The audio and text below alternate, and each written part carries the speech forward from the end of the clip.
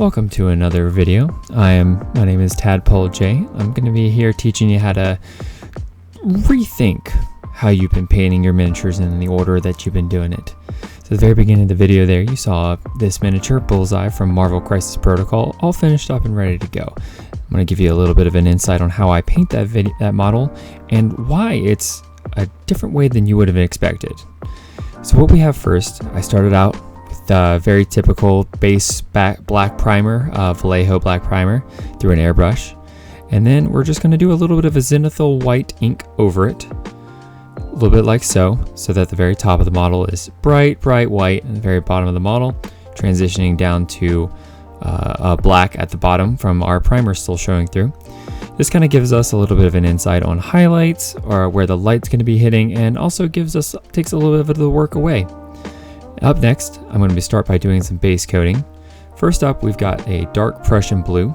This is just the base coats, and so basically what we're going to be doing is we're just going to be starting out very simple, what you've known since you've been starting miniature painting.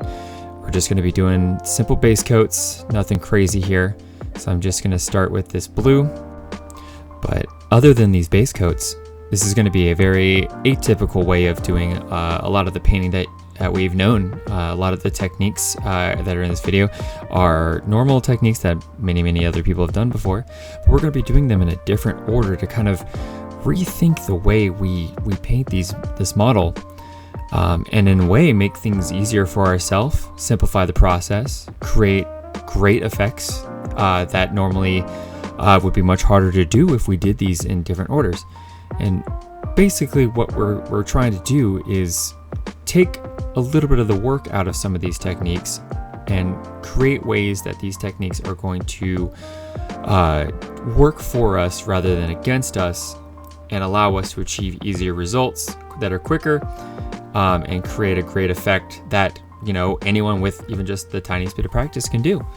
And so I've gotten all this blue base coated and ready to go, and this is a very simple model. He's just got blue and he's got white, and it's why I kind of chose this model to give y'all an idea of how to take these two different effects and use them to create a complete model. And so now I'm going to be doing some highlights on this model. And so basically we're going to be doing our highlights before we do washing. Now some things do that in certain techniques, but our goal is we're going to be thinning down these paints to a very glaze consistency. As you can kind of see what I'm doing here, it's very watery, very thin, extremely thin. And we're going to put just the tiniest amount on our brush, and every single time you're going to make sure you get a lot of that off. We just want the tiniest little amount, because what we're going to be doing here is we're going to be putting glaze layers of our mid-tone onto this model on the raised areas. So his pecs, his abs, his biceps, pretty much all of the muscles of his that are raised compared to the recesses of them. And so we're going to be just very light layers, because what we're going to do is we're going to keep going back over and over and over again to these layers, but each time we're going to do less and less with these glazes. And so what we're going to do is you're going to start where you put a layer over the whole model, and then next time you might put another whole layer over the model to get a complete color painting. But then after that, you might maybe just not go all the way down with your glaze layer. And so what that does is it starts to create this transition effect. The more layers you do, the thinner they are, the more you can kind of create this transition between the areas that you hit the most and the areas that you didn't go over as much. And so what you're going to kind of do is sort of pick out a lot of the areas where light's going to be hitting on this model. And so you can kind of see I get the top of his head, I get his cheekbones, his ears, the tops of his muscles, the backs of his legs where light would be hitting, the tops of his kneecaps. We're really just focused on creating a very strong transition from that darkest base color that we chose all the way up to where the light is going to be the strongest. And so you keep just layering a very thin amount of paint and make sure you get a large majority of that paint off your brush. and then just keep going. And one of the reasons I love this style of painting is that it's very, very hard to mess up. If you do one layer and you go over an area with with your paint that you weren't supposed to, it's just one very thin glaze layer. And so it doesn't completely ruin the model or the effect that you were going for. You just go over the layer again, but do it right this time, and it still will maintain that effect. It's very hard to mess up this because you're painting with such thin layers of paint over and over and over again. And so I just continue to keep going over through these layers. I just wanted to kind of give a good idea of, it takes a couple layers, but this is a process that eliminates so many other steps that are in normal layering methods, or the stereotypical glazing method that's done with multiple colors. We're just simply using a base color, a mid-tone color, and then a white to kind of create our highlights for us. You could find a third color that's a bright. If you were painting with blues, you could use a bright blue. I tend to like white because I can kind of have some control over the color and create a better transition effect. But what I've started doing here is we've mixed a little bit of the white with the Thunderhawk blue that we're using for our mid-tone, and we're going and back, and we're hitting the edges of the mid-tone that we did. And so the idea is that we're basically forcing highlights where raised edges might not exactly be, and giving it this sort of transitional 3-color highlight look. And so what we're doing is hitting the tops and the bottoms of where light would be hitting. So we're hitting, the bottoms of his pecs, the very top near the collar, the tops of his abs, the tops of his kneecaps, right before his boot starts, where it gives a good transitional effect of where things are starting and where things are ending. And that's kind of where light is going to be mainly hitting on a lot of objects, is where these sharp starts and sharp ends are on raised areas. And these are, once again, this is an extremely thin paint, and you got to remember, white pigments are very opaque. And so if you do end up using white as your mixture, it needs to be thinned down extremely well, and make sure that you test it before you start putting it on the model. Make sure it's thin enough. Make sure to get your excess off your brush, because white is very easy to be too opaque if you don't water it down enough. And so basically we're just going to go through and we're just going to hit just it's almost an edge highlight, and I dislike edge highlighting, but it's just another one of the many reasons why I love this type of painting. Is it's more of a sketch style than clean edge highlighting. It's very sketchy. You want to do maybe like up or down motions or just quick flicks.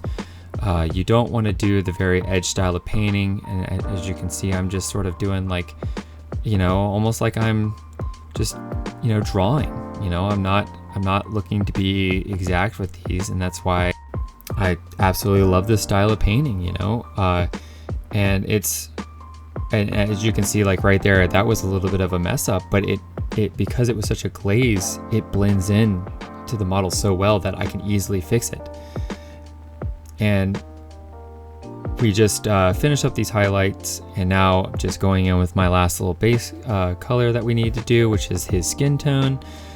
Quick and easy. I didn't do anything crazy on this guy's skin, but that doesn't mean that you don't have to.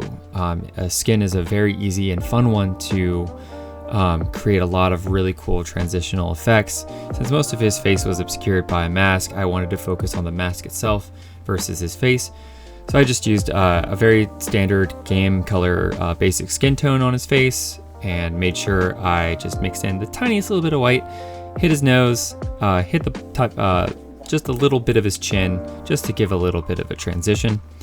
And then now what we're gonna do is we're gonna take just a pure white from game color, and we're gonna go in and we're gonna create some forced highlights. And this is another technique that I use in this style of painting, where you basically take the exact same color that you had either airbrushed on as a base coat or as a base color that you had brushed on, and you just go back and you're using a very bright form to just hit just the raised areas. So we've got that zenithal that we did on this model before. And so the idea is you just are going back over just the raised areas to create a stronger zenithal look. And we're still doing the same thing. We're still glazing. This is all glazes. And so now we've got him all done. We've got his base coated, the grill. So now we're going to be doing the sort of, I guess, the washing step of this model. So I'm using what's called Streaking Grime by AK Interactive. This is an enamel paint, so make sure you're wearing a full gas safety mask, respirator. I've got one by 3M that's rated for pretty much most gas-related toxins. And then you're just going to coat the whole model, and I use an airbrush on mine. You do not have to. But airbrush makes it much thinner, so it dries quicker. And then what I do is I use a little bit of a hair dryer, and I let it dry just enough to where like it looks like it's kind of dried a little bit, but I don't leave it for hours. It takes quite a long time to dry, so you have plenty of time to walk away from it if you need to. But then we're just going to take some different types of sponges. I have become rather fond recently of using these blush sponges, and then also the standard style of makeup sponge. And what we're going to do is we're going to remove the enamel wash, the Streaking Grime, in a way almost like we're reverse dry brushing, and so what we're going to be doing is we're going to be just scraping across the raised areas of this model to remove this enamel paint. And instead of doing the layering method where you're adding paint back on after you do acrylic washes, we're just going to remove the wash and show the paint underneath it. And since enamel doesn't bind 100% with the acrylics, we can just simply remove it with these brush. And so as you can see, I'm kind of the effect is a little bit of a gradual because I don't want to remove too much of the paint. So I'm simply being very, very gentle with the brush and just hitting areas over and over again. Sometimes using a brush that's already sort of loaded up with the paint from that I had scrubbed off earlier so that it doesn't take off too much. And we're going to be focusing mainly on the raised areas, and then also we're going to focus on the areas on the top on where the light would be hitting the most. So like the tops of his hands, the top of his raised arm, top of his head, upper part of his back, the tops of his legs, anywhere where light will be hitting. We're going to take the most of the enamel paint off, leaving most of the enamel paint on underneath the model. And this can be quite a fun little bit of a mesmerizing process, and you just have to be very patient with it. You don't want to rub off too much at a time. You don't want to constantly use clean makeup sponges or brushes. Sometimes you just got to be a little patient with it and keep going over it and over until you remove just the right amount of enamel wash that you're happy with the effect. And you can kind of see it takes a little bit of a time to remove a lot of the enamel. And you got to be, if you do make any mistakes, you can simply just add more of the Streaking Grime back to it, let it dry, and then try removing it again. So just another one of the many reasons why I love the style of painting is that everything that we've done up to this point can be fixed if you make a mistake. It's not like where if you do an acrylic wash over a model and then you mess up the highlight, you have to go back with the base coat, the acrylic wash, and then retry the highlight. We're simply able to fix any mistake we make immediately without any repercussions on our coat of paint that we had put on the model. Same thing with the highlights, so since we did our base coats, our midtones, and our highlights all before doing washes, you can immediately fix any mistakes you make. And so now you can kind of see I've taken out a makeup sponge to kind of hit more of the bigger areas, getting a lot of it off the base but leaving it in the recesses, and then I come back for a couple quick hits on some more of the raised areas of the model, things that I want the most of this enamel paint off, as the makeup sponge is going to take off a lot more of the paint than my little bit of a brush sponge, And so the rest of this is mainly just I want to show you kind of how long it kind of the whole process of removing this enamel paint, but it's just a couple more minutes of me sort of showing different ways of removing the enamels and sort of where I'm focusing in my removal of that paint. And in just a minute or so, we'll be done with this, and then we'll move on to the final step of painting.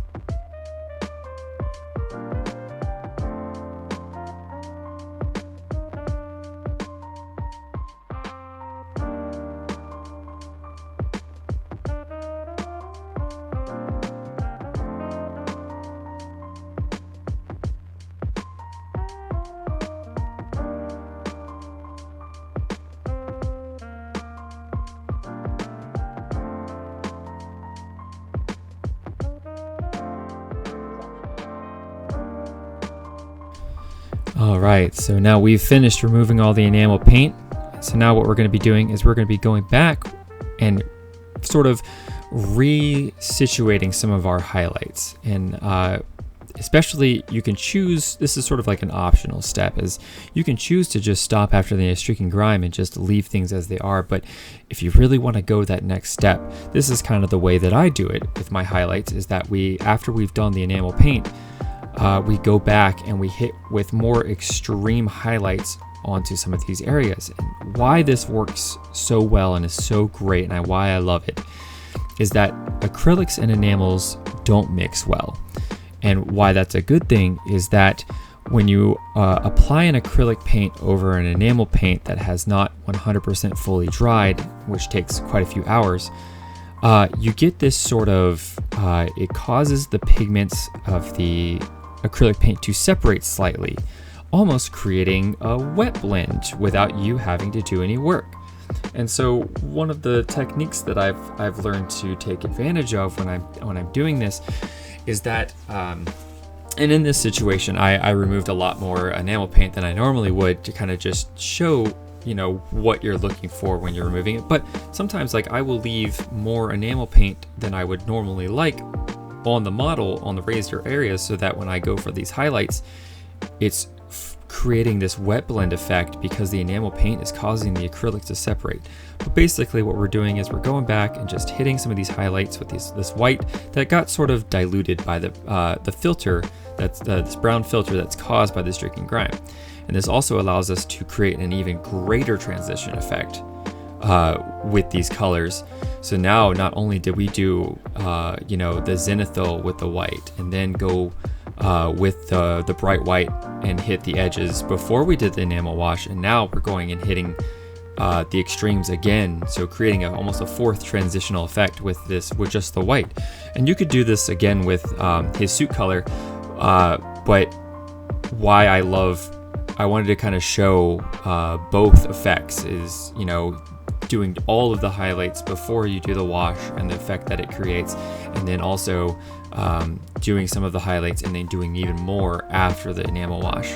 And so basically what I'm just doing is I'm just gonna go and hit all of almost do little bits of edge highlighting on some things, a little bit of almost like a mid-tone light on some things, you know, making the tips of his fingers the brightest, the tops of the hands, creating more light so that this model can pop on the tabletop even more.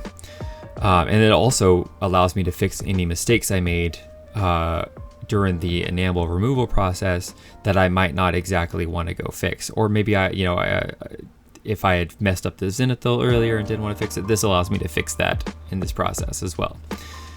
And then after this, we just continue to keep glazing on these little extra highlights that I want. You know, maybe I saw like, oh, maybe the tops of his foot should be highlighted, or, you know, maybe I'll push the highlight on his belt buckle a little bit more, or this glove that he's got behind him, maybe I'll put a little bit of a highlight on that.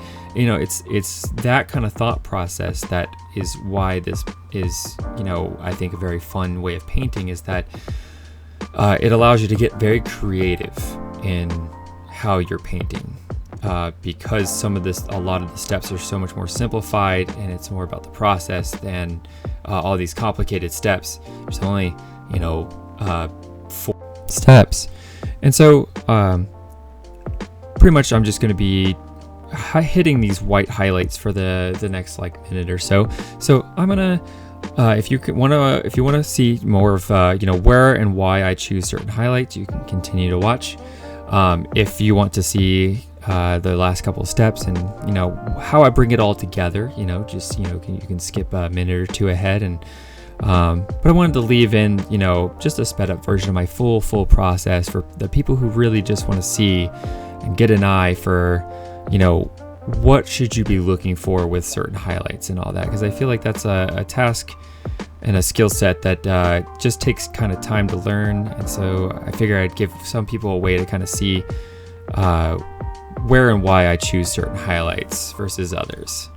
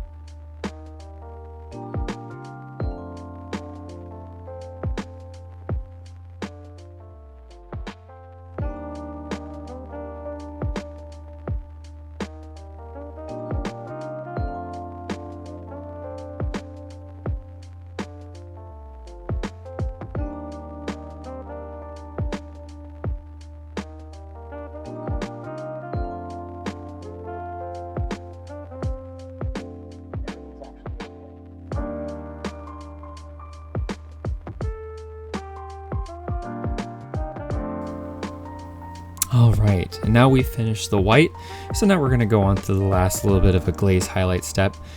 So now we got to highlight his base. So very simplistic base. Didn't want to go too all out. Just kind of show you, this is more about the techniques than a bunch of wacky colors.